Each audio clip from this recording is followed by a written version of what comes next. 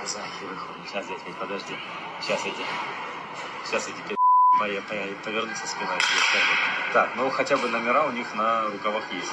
О, фамилии тоже есть, но они на латинском. Ну да.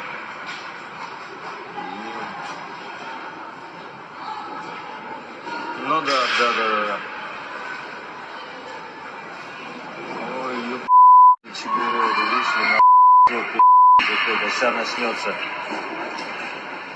Тут, короче, Косарезов сейчас сказал, между первым и вторым периодом будет залив, когда 15-минутный перерыв, а между вторым и третьим 3-минутный перерыв, короткий, поэтому в 2 часа команда укладывается.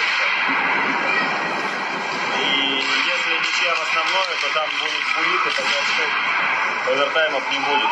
Ну я потом, если что, пропишу тебе еще в телеге, так, вкратце, что будет. Вот, ну ладно, давай ты отдыхай, лежи в горизонтальном положении, наслаждайся потрясающим хоккейным противостоянием.